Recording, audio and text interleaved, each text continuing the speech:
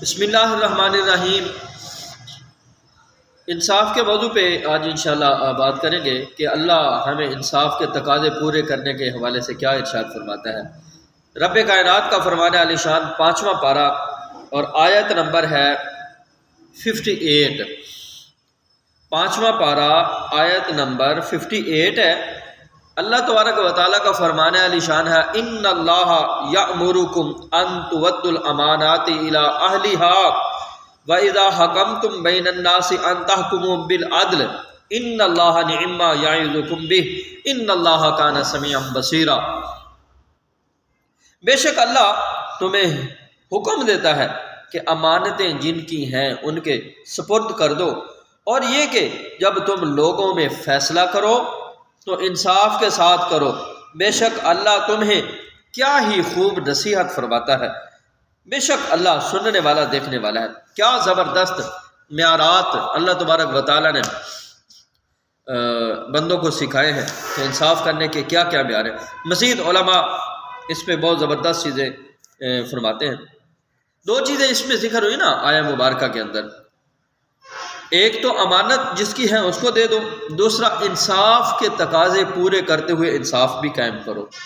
امانت داری کے حوالے سے حضرت سیدنا عبداللہ ابن عباس رضی اللہ تعالی عنہما سے حدیث مبارکہ روایت ہے، رسول کریم صلی اللہ تعالی علیہ وآلہ وسلم نے ارشاد فرمایا، جو مسلمانوں کا حاکم بنا پھر اس نے ان پر کسی ایسے شخص کو حاکم یعنی قاضی فیصلہ کرنے والا مقرر کیا جس کے بارے میں یہ خود جانتا ہے کہ اس سے بہتر اور زیادہ کتاب و سنت سمجھنے والے اور لوگ موجود ہیں، لیکن پھر بھی اس حاکم نے بد دیانت اور نااہل کو قاضی القضاء یا انصاف کے منصب پہ فائز کیا تو اس بادشاہ نے خیانت کی۔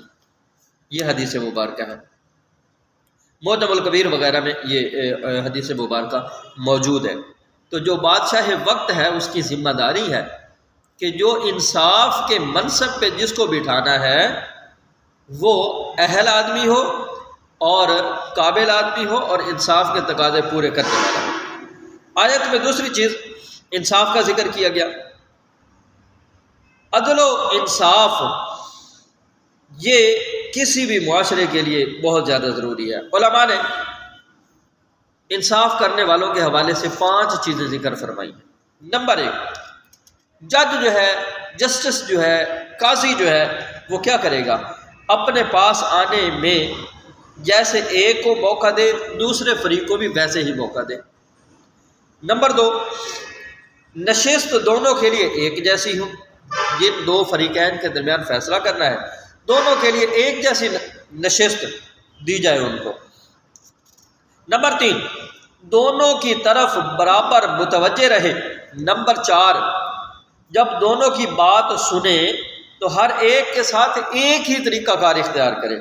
یہ نہیں ہے کہ ایک کے ساتھ اس کا رویہ اور ہو اور دوسرے کے ساتھ اس کا رویہ اور ہو، ایسا تو یہ مناسب نہیں ہے۔ نمبر 5 اور آخری بات یہ ہے، فیصلہ دینے میں حق کی رعایت کرے، جس کا دوسرے پر حق ہو پورا حق دلائے۔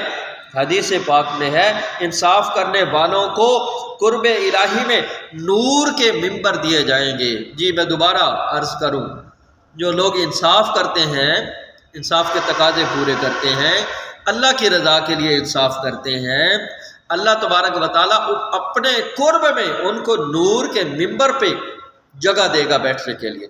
تو کتنی بڑی بات ہے اور کتنی بڑی ذمہ داری ہے۔ حضرت علی کرم اللہ تعالی وجہ الکریم جنگ صفین میں آپ کی زرہ گم ہوئی، بعد میں جب آپ کوفہ تشریف لائے، امیر المومنین تھے اس وقت، کوفہ تشریف لائے تو وہ زرہ آپ نے ایک یہودی کے پاس دیکھی، آپ نے دعویٰ کیا، قاضی شریح کے پاس اس یہودی کو لے گئے، آپ نے فرمایا کہ اے قاضی شریح، یہ یہودی کے پاس جو زرہ ہے یہ میری ہے۔ تو قاضی شریح نے کہا کہ اے امیر المومنین آپ اس پہ دلائل دیں، حجت دیں۔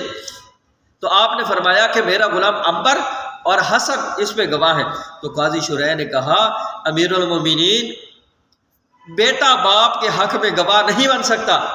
جب یہودی نے یہ معاملہ دیکھا تو اس نے کہا یار اتنا انصاف مسلمانوں میں، وہ اسلام قبول اسلام لے آیا، اسلام قبول کیا، اور پھر حضرت علی کرم اللہ تعالی وجہ الکریم جو بہادروں کے بہادر بھی تھے، سخیوں کے سخی بھی تھے، آپ نے وہ زرہ اور ایک اونٹ اس کو تحفے میں دے دیا۔